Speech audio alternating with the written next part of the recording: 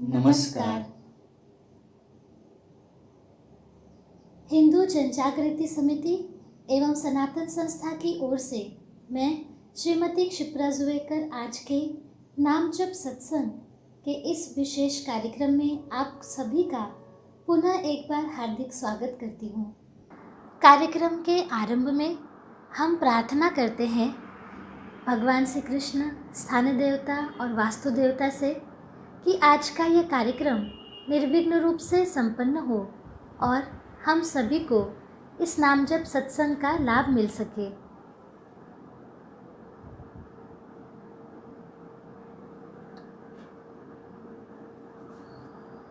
पिछले कुछ सत्संगों से हम महान भारतीय संस्कृति में बताए नवविधा भक्ति में से देवता पूजन संबंधित महत्वपूर्ण सूत्रों की अध्यात्म शास्त्रीय जानकारी ले रहे हैं। तो चलिए उसी को आगे बढ़ाते हुए हम आगे की जानकारी लेते हैं।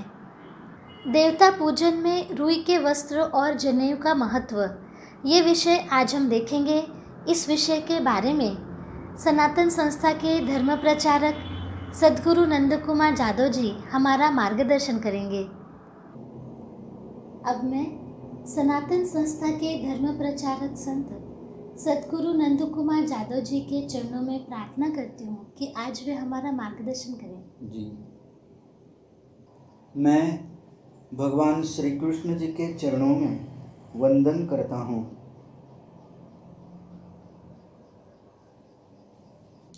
हमारे ऋषि मुनियों के कारण ये अमूल्य ज्ञान हमें प्राप्त हुआ है।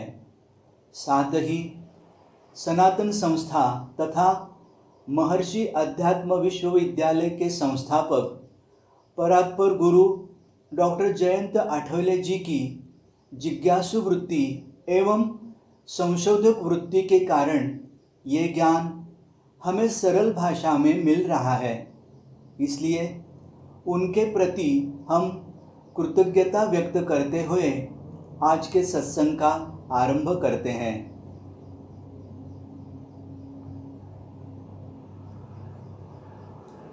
गत कुछ सत्संगों में पूजा विधि में उपयोग में लाए जाने वाले विविध साहित्य के विषय में हम जानकर ले रहे हैं। इससे पूजा साहित्य का महत्व हमें ज्ञात हुआ होगा। आज अन्य कुछ साहित्य के विषय में जानकर लेते हैं। सद्गुरु जादव जी, पूजा में रुई के वस्त्रों का उपयोग भी किया जाता है जी, तो इसके पीछे का अध्यात्म शास्त्रीय कारण क्या हो सकता है? जी, पूजा में रुई के वस्त्रों का उपयोग करने का विशेष महत्व है, वो समझ कर लेते हैं। जी, देवता को अर्पण करने के लिए उपयोग में लाए जाने वाले रुई के वस्त्र विशेष प्रकार से बनाए जाते हैं। इन वस्त्रों में रुई के मणि और उन्हें जोड़ने वाला रुई का ही धागा होता है।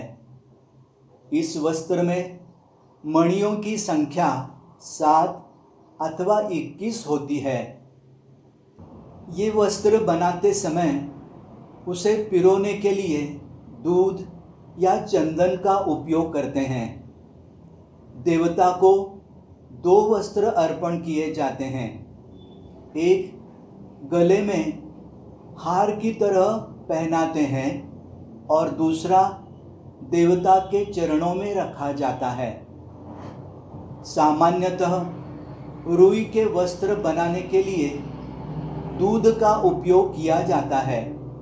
कई लोग इसके लिए चंदन का उपयोग भी करते हैं। जी, आपने रुई के वस्त्र बनाने के लिए दूध अथवा चंदन का उपयोग करने के लिए बताया। अब ऐसे में प्रश्न उठता है कि रुई के वस्त्र बनाने के लिए दूध का उपयोग अधिक लाभकारी है अथवा चंदन का, और क्यों?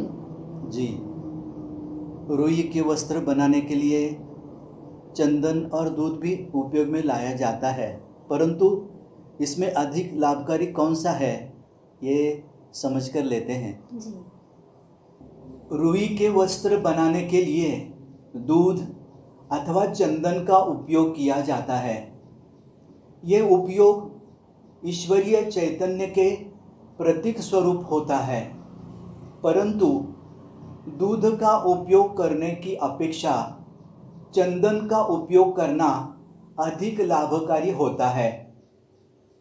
इसका कारण यह है कि चंदन का प्रयोग करने से देवता तत्वों की तरंगें शीघ्र कार्यरत होती हैं और रुई के वस्त्र की ओर आकृष्ट होती हैं। इस कारण रुई के वस्त्र सात्विक बनते हैं। ये सात्विक वस्त्र देवता की प्रतिमा के गले में पहनाने से देवता प्रसन्न होते हैं। स्वाभाविक है कि पूजक को इसका अधिक लाभ मिलता है। इसलिए रुई के वस्त्र बनाने के लिए चंदन का उपयोग करें। जी सदगुरु जादव जी, रुई के वस्त्र में 7 मणि क्यों होते हैं? हाँ, बताता हूँ जी। वस्त्र के 7 मणि जीव के शरीर में स्थित कुंडलिनी के 7 चक्रों को दर्शाते हैं। इन मणियों को जोड़ने वाला रुई का धागा जीव को सात्विक तरंगे प्रदान करने वाला ईश्वरीय चैतन्य और शरीर के बीच की कड़ी का प्रतीक है। ये रुई का वस्त्र जीव के शरीर की सुषुम्ना नाड़ी का प्रतिनिधित्व करता है। आध्यात्मिक दृष्टि से देखें तो समझ में आता है कि देवता पूजन में की गई प्रत्येक कृति हमें अपने जीवन के चरम लक्ष्य की ओर बढ़ने का स्मरण करवाती है एवं ये यात्रा करने का सामर्थ्य भी दिलाती है। देवता पूजन अर्थात श्रद्धायुक्त अंतःकरण से और शरणागत भाव से देवता के चरणों में समर्पित होना। ऐसे जीव पर देवता प्रसन्न होते हैं और प्रसाद के रूप में जीव को चैतन्य प्रदान करते हैं, जिससे जीव की आध्यात्मिक शक्ति और कुंडलिनी शक्ति कार्यरत होती है। एक एक चक्र को पार कर वो ऊपर की ओर बढ़ती है, अर्थात जीव की आध्यात्मिक उन्नति होती है। ऐसा जीव आत्मानुभूति को प्राप्त कर आनंद में मग्न होकर निरपेक्ष भाव से केवल ईश्वर इच्छा से विश्व कल्याण हेतु अपना जीवन व्यतीत करता है। इससे रुई के वस्त्र में 7 मणि होने का कारण समझ में आया होगा। सदगुरु जादव जी, पूजा सामग्री में देवताओं को जनेऊ अर्पण किया जाता है, उसके बारे में हमें बताइए। जी, जनेऊ को यज्ञोपवीत भी कहा जाता है। इस विषय में बताता हूँ। अब तक हमने पूजा सामग्री के महत्वपूर्ण घटक जल और रुई के वस्त्र संबंधी जानकारी ली। अब देखते हैं पूजा सामग्री का एक और घटक यज्ञोपवीत। यज्ञोपवीत रुई के 3 धागों से बनता है। ये 3 धागे एकत्रित कर उनमें गांठ लगाई जाती है। इसे ब्रह्मगांठ कहते हैं। इस सृष्टि के प्रत्येक पदार्थ, वस्तु अथवा जीव के 3 गुण होते हैं, सत्व, रज और तम। अर्थात ईश्वर द्वारा निर्माण की गई ये माया भी इन 3 गुणों से युक्त है। यज्ञोपवीत के 3 धागे इस त्रिगुणात्मक माया का प्रतीक है। यज्ञोपवीत की ब्रह्मगांठ इन त्रिगुणों के बंधन से स्वयं को निकालकर त्रिगुणातीत ईश्वर के पास, अर्थात ईश्वर जो 3 गुणों से परे हैं, उसमें लीन करना इस बात का प्रतीक है। पूजा में यज्ञोपवीत अर्पण करना ये पुरुषवाचक देवताओं को अर्पण करने का उपचार है। ध्यान रहे कि ये उपचार प्रतिदिन की जाने वाली पूजा के उपचारों में अंतर्भूत नहीं होता।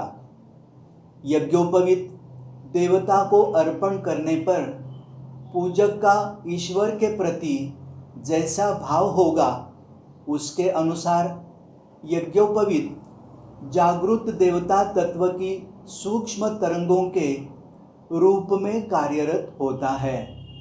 इसलिए पूजा सामग्री में देवताओं को यज्ञोपवीत अर्पण किया जाता है। सद्गुरु जादव जी, धर्मशास्त्र के अनुसार उपनयन विधि के समय ही पहली बार यज्ञोपवीत धारण किया जाता है। इसके पीछे क्या कारण है, हमें बताइए। जी, क्या है, प्रत्येक विधि का धर्मशास्त्र के अनुसार कारण होता है। वैसे ही उपनयन विधि के समय ही यज्ञोपवीत पहनने का कारण क्या है, ये समझ कर लेते हैं। जी। धर्मशास्त्र के अनुसार उपनयन विधि के समय ही पहली बार यज्ञोपवीत धारण किया जाता है।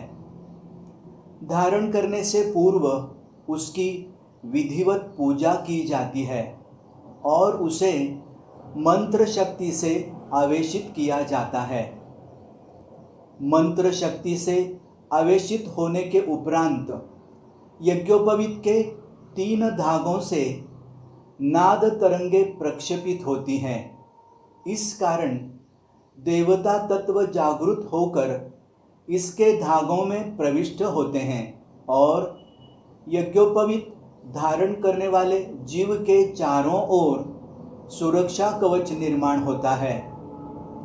प्रतिवर्ष श्रावण मास में नया यज्ञोपवीत धारण कर पुराना उतार दिया जाता है।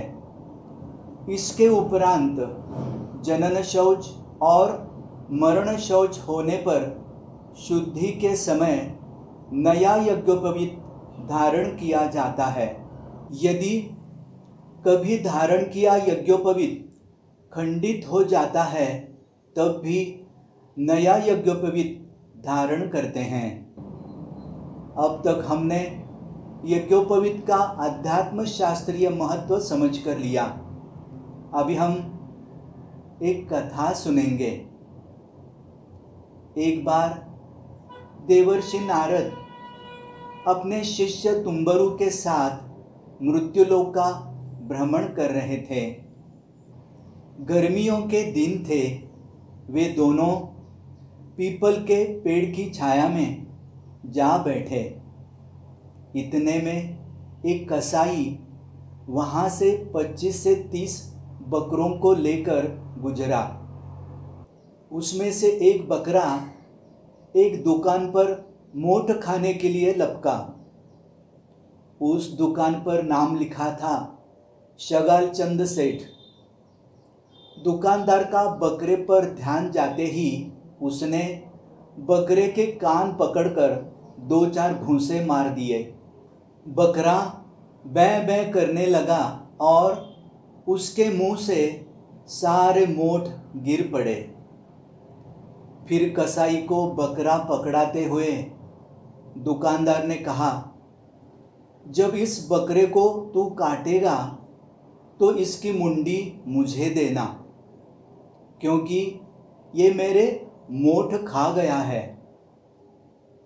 देवर्षि नारद ने ध्यान लगाकर देखा और जोर जोर से हंसने लगे। तुम्बरु ने पूछा, गुरुजी आप क्यों हंसे? उस बकरे को जब घूंसे पड़ रहे थे तब तो आप दुखी हो गए थे, किंतु ध्यान के उपरांत आप हंस पड़े, इसका क्या रहस्य है? नारद जी ने कहा, ये तो सब कर्मों का फल है, छोड़ दो। नहीं गुरुजी, कृपा करके बताइए, तुम्बरु ने विनती की। तब नारद जी ने कहा, इस दुकान पर जो नाम लिखा है शगालचंद सेठ, वो शगालचंद सेठ स्वयं बकरा बनकर आया है। ये दुकानदार शुगालचंद सेठ का पुत्र है। सेठ मरकर बकरे के रूप में जन्मा है और इस दुकान से अपना पुराना संबंध समझकर यहाँ मोठ खाने आया। उसके बेटे ने ही उसको मारकर भगा दिया। मैंने देखा कि 30 बकरों में से कोई दुकान पर नहीं आया, फिर यही क्यों गया? इसलिए ध्यान करने के उपरांत पता चला कि उसका पुराना संबंध था। जिस बेटे के लिए शगालचंद सेठ ने इतना कमाया था, वही बेटा मोठ के 4 दाने भी खाने नहीं देता और गलती से खा लिया तो अपने पिता की ही मुंडी मांग रहा है। इसलिए कर्म की गति और मनुष्य के मोह पर मुझे हंसी आ रही है कि अपने अपने कर्मों का फल प्रत्येक प्राणी को भोगना ही पड़ता है और इस जन्म के रिश्ते नाते मृत्यु के साथ ही मिट जाते हैं, कोई काम नहीं आता। अब हम सत्संग के अगले चरण की ओर बढ़ते हैं। अध्यात्म शास्त्र में साधना आरंभ करने के लिए बुद्धि से जानकारी लेना और साधना समझकर लेना आवश्यक है, किंतु उसके बाद प्रत्यक्ष कृति अर्थात जो हमें समझ में आया है वो आचरण में लाने से अधिक लाभ होता है और हमारी साधना अच्छी होती है। इसीलिए हमारे सत्संग में भी 2 भाग है। आरंभ में साधना का हमारे मन पर संस्कार हो और अध्यात्म का महत्व हमारे मन पर अंकित हो, इसलिए अध्यात्म शास्त्रीय जानकारी लेते हैं और अगले चरण में प्रत्यक्ष नाम जप कर आध्यात्मिक अनुभव अर्थात अनुभूति लेने का प्रयास करते हैं। अब हम प्रत्यक्ष नाम जप करेंगे। नाम जप के संदर्भ में अधिक सूचनाएं श्रीमती क्षिप्रा जी हमें देंगी। जी, कृतज्ञता सद्गुरु जादव जी। अभी हम प्रत्यक्ष नाम जप करेंगे। नाम जप करते समय मन में आने वाले विचार कम हो, इसलिए आपकी स्क्रीन पर भगवान श्री कृष्ण जी का जो छायाचित्र दिखाई देगा, आप उसकी ओर देखकर नाम जप करें। इसे आलंबन करना कहते हैं। आलंबन करने से मन जल्दी एकाग्र होता है। आप में से जिन्हें पहले से ही आंखें बंद कर नाम जप करने की आदत है, तो आप उसी प्रकार से भी जप कर सकते हैं। आपको यदि नाम जप करते समय नींद आती हो, तो आप खड़े रहकर या वैखरी वाणी में अर्थात बोल बोल कर नाम जप कर सकते हैं। उससे नींद आने की संभावनाएं कम हो जाती हैं। अब हम सनातन संस्था की संत श्री चित्तशक्ति श्रीमती अंजलि गाडगिल जी की चैतन्यमय वाणी में उच्चारित किया गया भगवान श्री कृष्ण जी का नाम जप ऑडियो द्वारा सुनेंगे। प्रत्यक्ष संतों की उपस्थिति में और संतों की वाणी के साथ किए नाम जप का कितना लाभ होता है, ये आप में से कई दर्शकों ने अनुभव ही किया है। आज भी हम वो अनुभव करेंगे। नाम जप का समय पूरा होने के बाद हम आपको सूचित करेंगे। किसी भी कार्य से पूर्व प्रार्थना करने से और कार्य पूरा होने के पश्चात कृतज्ञता व्यक्त करने से कार्य में होने वाली बाधाएं दूर होती हैं। इसलिए नाम जप का आरंभ करने से पहले अब हम अपने इष्ट देवता, कुल देवता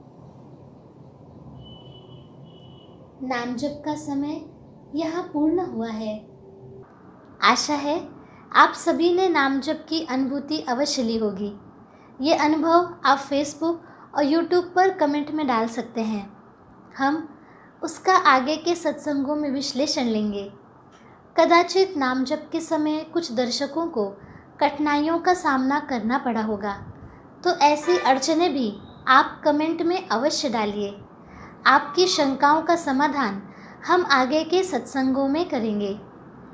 प्रतिदिन जो ऑनलाइन कार्यक्रम होते हैं उसके विषय में अब हम जान लेते हैं। सुबह 10:30 बजे से 11:15 बजे तक नाम सत्संग ये कार्यक्रम रहता है। उसके पश्चात दोपहर 2:30 बजे से 3:15 बजे तक भाव सत्संग इस कार्यक्रम का आयोजन किया जाता है। शाम 4 बजे से 4:45 बजे तक सुबह लाइव हुए नाम सत्संग का पुनः प्रसारण रहता है। शाम 6 बजे बाल संस्कार वर्ग कार्यक्रम रहता है और रात 9 बजे धर्म संवाद ये कार्यक्रम रहता है, जिसका पुनः प्रसारण अगले दिन दोपहर 1 बजे होता है। आपसे विनती है कि इन सभी आध्यात्मिक ऑनलाइन कार्यक्रमों का लाभ आप अवश्य लीजिए और अपने मित्र और परिजनों को भी देखने के लिए प्रेरित कीजिए। भगवान श्री कृष्ण जी की असीम कृपा से हम इस सत्संग का लाभ ले पाए, इसके लिए हम भगवान श्री कृष्ण जी के चरणों में कृतज्ञता व्यक्त करते हैं।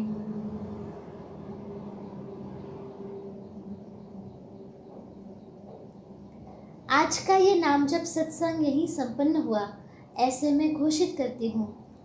नमस्कार।